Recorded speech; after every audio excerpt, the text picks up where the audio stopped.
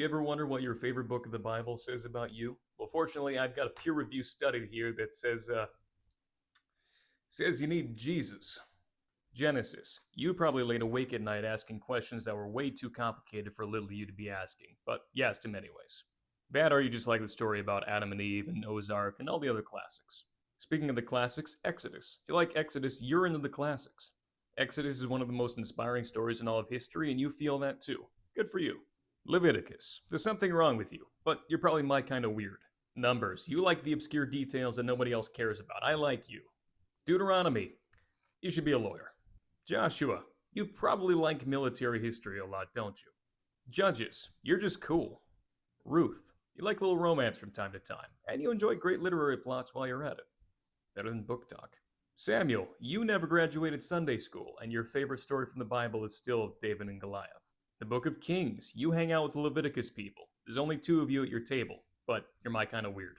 Chronicles. This is not your favorite book of the Bible. Pick again. Ezra. You like a good redemption story, or Persian historiography, one or the other. Nehemiah. You're a civil engineer, aren't you? Esther. You like a little romance, but this time with some political intrigue mixed in. Fair enough. Job. You like to ask questions about suffering while you're suffering. Congratulations, you're an artist. Psalms. You like singing. Stay away from me. Proverbs. You're practical. Down to earth. It doesn't need to be complicated. Ecclesiastes. You're either horribly depressed or super enlightened, and if you play your cards right, you can even be both. Song of Songs. The Book of Isaiah. You like the classics, and frankly, you're okay spending all of your time in a single book.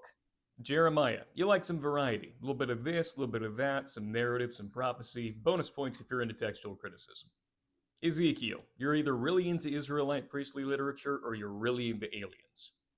Daniel. You either never graduated Sunday school or you have a PhD. In either case, you don't care about how much pain you feel or how little sleep you get. Hosea. You like romance, but you're not like those other girls. Joel. You like setting things on fire. Amos. You either really care about social justice or you're really antisocial. I don't think there's an in-between. The Book of Obadiah. You're not much of a reader, are you? Jonah. You still watch VeggieTales semi-frequently. Micah. Why are you here? Nahum. You like post-apocalypse movies, don't you? Terminator 2 is probably still your favorite? Yeah, that checks out. Habakkuk. You like to complain a lot, and thanks to the book of Habakkuk, you can even complain to God. Haggai. You probably pronounce this book as Haggai. Zechariah. You like the supernatural visions, but Ezekiel's gone too mainstream. Malachi. You like finding Jesus in Old Testament prophecies. First Maccabees. You're Catholic. Second Maccabees. You're Catholic. Judith. You're Catholic. Tobit. You're Anglican. Sirach. You're Catholic. Wisdom. You're Catholic. Baruch. You're Catholic. Matthew. You're into the classics. You've got everything you need right here.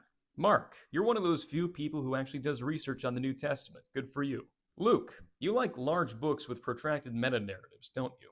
John. You're either really, really cool or you're an evangelical. Acts. You like numbers and a lot of details, and I mean a lot of them. Ha! Nerd. Romans. You like the fundamentals. It's not that you've never moved on from the fundamentals, but it's important to revisit them and keep them sharp. 1 Corinthians. You also like the fundamentals, but you prefer concrete application to abstract ideas. 2 Corinthians. You're either really dedicated or you're a Greek student who enjoys pain. Galatians. You're either a Lutheran or a big fan of the new perspective on Paul. Either one is fine.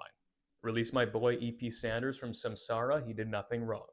Ephesians. You like having things laid out clearly for you, and there's nothing wrong with that. Philippians. You're either a big fan of like the earliest remnants of early Christianity, or you're just a really mature modern Christian. I guess both are pretty good. Colossians. You either really like complementarian proof texts or you really enjoy cosmic Christology. 1 Thessalonians. You read Left Behind too much, didn't you? 2 Thessalonians. You really read too much Left Behind, didn't you? 1 Timothy. You're young and get looked down upon by your elders. 2 Timothy. Nobody's favorite book is 2 Timothy. Titus. You're really into church life. Philemon. You're really into social justice, in a Christian way. Hebrews. You're really into the Old Testament, aren't you? James. Nothing wrong with a little practical advice now and then, is there? 1 Peter. You're also really into church life. 2 Peter. You're weird. We can be friends. 1 John. You probably like root beer, because at first it tastes sweet and simple, but the more time you spend trying to understand what it tastes like, the more confused you become. 2 John. You don't like to read, do you? 3rd John. There's something wrong with me. I mean, you. Something wrong with you. Jude.